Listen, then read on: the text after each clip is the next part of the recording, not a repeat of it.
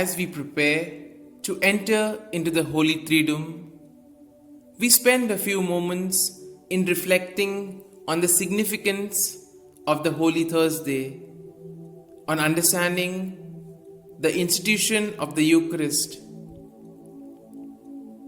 We spend this time prayerfully praying to the Lord, reflecting on the Gospel, and as we understand the mysteries of the Holy Thursday, we then can probably participate in it in a much better manner.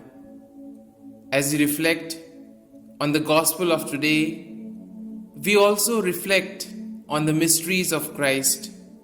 As we begin, let us calm down ourselves. Let us clear our mind of various thoughts, of various things that come in our mind.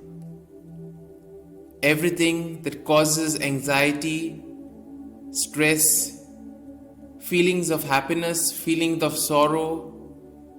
Let us put all these at the feet of the Lord. With a clear mind, let us reflect on today's Gospel and delve into the mysteries of the Holy Thursday. On Holy Thursday, we celebrate 3 anniversaries. The anniversary of the first Holy Mass, the anniversary of the institution of ministerial priesthood in order to perpetuate the Holy Mass, and the anniversary of the promulgation of Jesus' new commandment of love. Love one another as I have loved you. Today we remember how Jesus transformed the Jewish Passover into the New Testament Passover. In its origins, the Jewish Passover was in fact a joint celebration of 2 ancient Thanksgiving celebrations. The descendants of Abel, who were shepherds, used to lead their sheep from the winter pastures to the summer pastures after the sacrificial offering to God of a lamb. They called this celebration the Passover. The descendants of Cain, who were farmers, held a harvest festival called the Masloth, in which they offered unleavened bread to God as an act of thanksgiving. The Passover feast of the Israelites was a harmonious combination of all these 2 ancient feasts of thanksgiving commanded by the Lord and celebrated yearly by all Israelites to thank the Lord for the miraculous liberation of their ancestors from Egyptian slavery.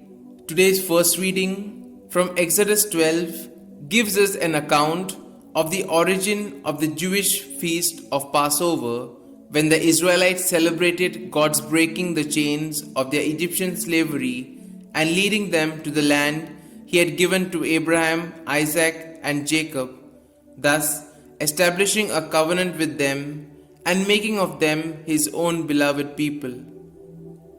God gave the Hebrews 2 instructions: prepare for the moment of liberation by a ritual meal, and make a symbolic mark on your homes to exempt yourselves from the coming slaughter.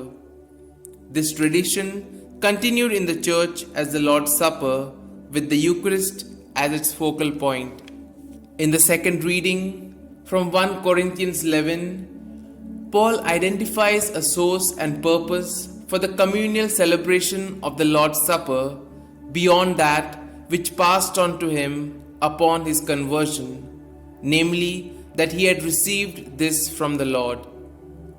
This suggests that the celebration of the Lord's Supper was an unbroken tradition from the very beginning of the church. Paul implies that another purpose of this celebration was to proclaim the death of the Lord until He comes again. Paul may simply mean that Christians, by this ritual act, remind themselves of the death and resurrection of Jesus. He may also mean that Christians prepare themselves for the proclamation of Christ to the world at large. Addressing abuses and misunderstanding concerning the breaking of the bread in the Corinthian church, Paul gives us all the warning that if we fail to embrace the spirit of love and servanthood in which the gift of the Eucharist is given to us, then the Eucharist becomes a judgment against us. In today's Gospel, we see that there's a harmony with the readings. Today's Gospel describes how Jesus transformed the Jewish Passover into the Eucharistic celebration. First, he washed his apostles' feet, a tender reminder of his undying affection for them. Then, he commanded them to do the same for each other. The incident reminds us that our vocation is to take care of one another as Jesus always takes care of us. Finally, he gave his apostles his own body and blood under the appearances of bread and wine as food and drink for their soul, so that as long as they live, they'd never be without the comfort and strength of his presence. Thus, Jesus washed their feet, fed them, and then went out to die. This gospel episode challenges us to become for others Christ the healer, Christ the compassionate and selfless brother, and Christ the humble washer of feet. The Jewish Passover was an 8-day celebration during which the unleavened bread was eaten. As we reflect over the Jewish Passover, we spend a few moments gazing at the place where Jesus celebrated the Last Supper, the Cenacle in Jerusalem, also called as the Cenaculum. The Passover meal began with the singing of the first part of the Hallel Psalms, followed by the first cup of wine. Then those gathered at table ate bitter herbs and sang the second part of the Hallel Psalms. They drank the second cup of wine and listened as the oldest man in the family explained the significance of the event in answer to the question raised by a child. This was followed by the eating of a lamb roasted in fire. The participants divided and ate the roasted lamb and the unleavened masot bread, drank the third cup of wine, and sang the major Hallel Psalms. In later years, Jews celebrated a miniature form of the Passover every Sabbath day and called it the Love Feast. We look at Jesus' transformation of his last meal into the first Eucharistic celebration, and this is described for us in today's second reading and Gospel. Jesus, the Son of God, began his Passover celebration by washing the feet of his disciples, a lesson in humble service, demonstrating that he came to the world not to be served but to serve. He followed the ritual of the Jewish Passover meal up to the second cup of wine. After serving the roasted lamb as the third step, Jesus offered his own body and blood as food and drink under the appearances of bread and wine. Thus, he instituted the Holy Eucharist as a sign and reality of God's perpetual presence with his people as they are living. Thus, he instituted the Holy Eucharist as a sign and reality of God's perpetual presence with his people as they are living heavenly food. This was followed by the institution of the priesthood with the command, "Do this in memory of me." Jesus concluded the ceremony with a long speech incorporating his command of love, "Love one another as I have loved you." Thus, Jesus instituted the sacrament of the Holy Eucharist at a private Passover meal with his disciples. He served as both the host and the victim of the sacrifice. He became the Lamb of God as John the Baptist had previously predicted, the Lamb of God who would take away the sins of the world. We now focus on the transformation of Jesus' Passover into the Holy Mass. The early Jewish Christians converted the Jewish Sabbath love feast of Fridays and Saturdays into the memorial Last Supper meal of Jesus on Sundays. The celebration began with the participants praising and worshipping God by singing psalms, reading the Old Testament messianic prophecies, and listening to the teachings of Jesus as explained by an apostle or by an ordained minister. This was followed by an offertory procession, bringing to the altar the bread and wine to be consecrated and the covered dishes brought by each family for a shared common meal after the Eucharistic celebration.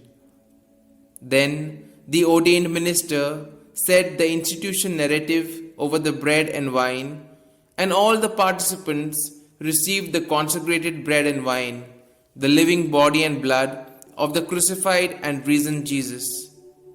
This ritual finally evolved into the present day Holy Mass in various rites, incorporating various cultural elements of worship and rituals. Having reflected on today's Gospel, and after having seen the significance of the Last Supper, let us reflect on a few things that we can apply to our lives. Firstly, we need to render humble service to others. Our celebration of the Eucharist requires that we wash one another's feet. That is, we serve one another and revere Christ's presence in other persons. To wash the feet of others is to love them, especially when they don't deserve our love, and to do good to them even when they can't do or they can't return the favor. It is to consider others' needs to be as important as our own. It is to forgive others from the heart even though they don't say "I'm sorry." It is to serve them even when the task is unpleasant. It is to let others know we care when they feel downtrodden or burdened. It is to be generous with what we have. It is to make adjustments in our plans in order to serve others' needs without expecting a reward. In doing and suffering all these things in this way, we love and serve Jesus Himself as He has loved us and has taught us to do the same. We need to put into practice the sacrificial sharing and the self-giving love. In a way, we are called to imitate the self-giving model of Jesus, who shares with us His own body and blood, and who enriches us with His real presence in the Holy Eucharist. It is by sharing our blessings, our talents, time, health and wealth with others that we become true disciples of Christ and obey His new commandment. We are also called to show our unity in suffering. The bread we partake of is produced by the pounding of many grains of wheat, and the wine is a result of the crushing of many grapes. Both are thus symbols of unity through suffering. They invite us to help, console, support, and pray for others who suffer physical or mental illnesses. We are also called to heed the warning. We need to make Holy Communion an occasion of divine grace and blessing by receiving it worthily, rather than making it an occasion of desecration and sacrilege by receiving Jesus while we are in grave sin. That is why we pray 3 times before we receive communion. Lamb of God, who take away the sins of the world, have mercy on us. With the final "have mercy on us" being replaced by "grant us peace." That is why we also say the centurion's prayer, "Lord, I am not worthy that you should enter under my roof, but only say the word and my soul shall be healed." And that is why the priest, just before he receives the consecrated host, prays, "May the body of Christ keep me safe for eternal life." In all, we need to become Christ bearers and Christ conveyors. In the older English version of the Mass, the final message was go in peace to love and serve one another. That is, to carry Jesus to our homes and places of work, conveying to others around us the love, mercy, forgiveness and spirit of humble service of Christ, whom we carry with us. That message has not changed, though the words are different.